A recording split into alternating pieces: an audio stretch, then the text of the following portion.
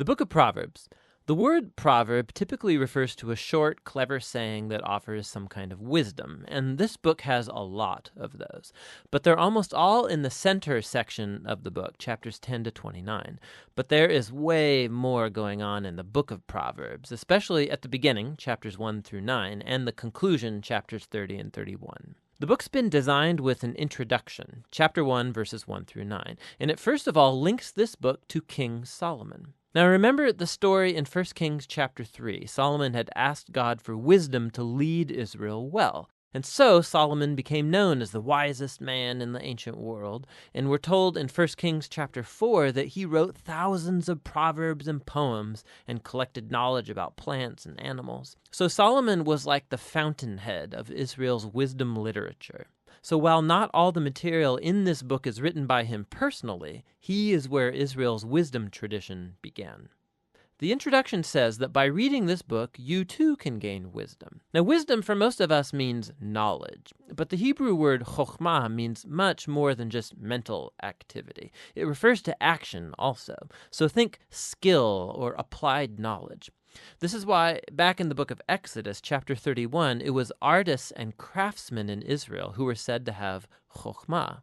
So the purpose of this book is to help you develop a set of practical skills for living well in God's world. And this gets linked with another key idea in the introduction, the fear of the Lord. Now, fear here is not about terror. It's about a healthy sense of reverence and awe for God and about my place in the universe. It's a moral mindset that recognizes I am not God and that I don't get to make up my own definitions of good and evil and right and wrong. Rather, I need to humble myself before God and embrace God's definition of right and wrong, even when that's inconvenient for me. Now, this introduction leads us into the first main section of the book, chapters 1 through 9, which also doesn't contain short one-liner proverbs. Rather, what we find here are 10 speeches from a father to a son about how the son should listen to wisdom and cultivate the fear of the Lord and live accordingly, which means a life of virtue and integrity and generosity, all of which lead to success and peace. And the father warns his son also about folly and evil and stupid decisions that will breed selfishness and pride, all leading to ruin and shame. And so the son should make the pursuit of wisdom and the fear of the Lord his highest goal in life. And this way of thinking, it forms the moral logic of this entire book. Now, these speeches from the father also clue us into what biblical wisdom literature is and how it's different from other parts of the Bible. These books explore how to live well in God's world, but wisdom is not the same as law, like what Moses gave Israel at Mount Sinai. And it's not the same as prophecy, divine speech to God's people. Rather, wisdom literature has the accumulated insight of God's people through the generations about how to live in a way that honors God and others. And so, through the book of Proverbs now, these human words about wisdom have been put together as God's word and wisdom to his people, which connects to the other thing you find in chapters 1 through 9. There are 4 poems from Lady Wisdom. Here, wisdom has been poetically personified as a woman who calls out to humanity to pay attention and to seek her. Wisdom says that she is woven into the fabric of the universe, and so wherever you see people making wise decisions, they are relying on her. So you see someone being generous or having sexual integrity or upholding justice. They are drawing on wisdom. These Lady Wisdom poems, they're a creative, poetic way of exploring this idea that we live in God's moral universe, and that goodness and justice are objective realities that we ignore to our own peril. And so fearing the Lord, living wisely, it's living along the grain of the universe. Now together, these 2 sets of speeches from the Father and Lady Wisdom, they make a powerful claim about this book, that you're not simply reading good advice, you're reading God's own invitation to learn wisdom from previous generations. And so in the next section of the book, chapters 10 through 29, we find hundreds of ancient proverbs, and they apply wisdom and the fear of the Lord to every life topic you could imagine: family, work, neighborhood, friendship, sex, marriage, money, anger, forgiveness, alcohol, debt, everything. And these are all filtered through the value system of Proverbs 1 through 9.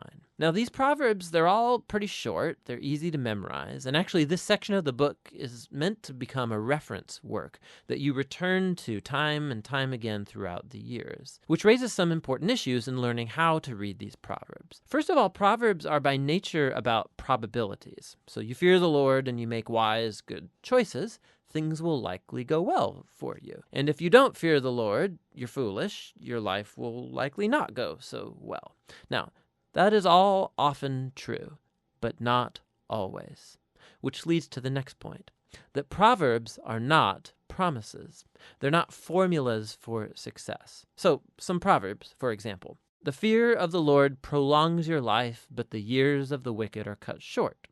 Or, train up a child in the way they should go, and when they're old, they won't turn from it. So yes, fearing God, being a moral person, will most likely lead to a better, longer life, and raising your kids in a stable, loving home does set them up well, but there are no guarantees. Lots of things can and often do go wrong in our world. And so lastly, Proverbs by nature focus on the general rule, but not the exceptions, which are many. And the wisdom books actually aren't ignorant of that. The exceptions are what the other wisdom books, Job and Ecclesiastes, are all about.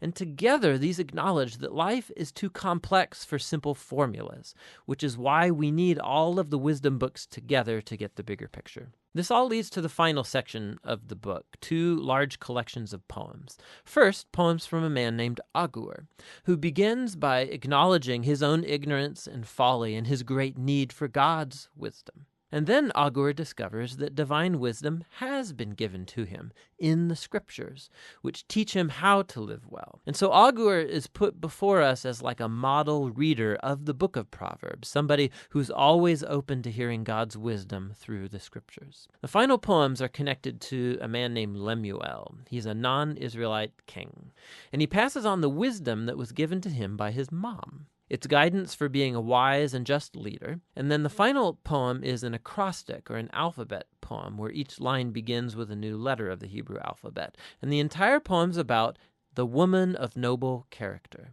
It depicts a woman who lives according to the wisdom of Proverbs and stands like a model of someone who takes God's wisdom and then translates it into practical decisions in everyday life, at work or at home, in her family and in her community. So the book opened with words from a father to a son about listening to Lady Wisdom, and so now the book closes by offering the words of a mother to her son about a woman who lives wisely. The book of Proverbs is for every person in every season of life. It's a guide for living wisely and well in God's good world, and that's what the book of Proverbs is all about.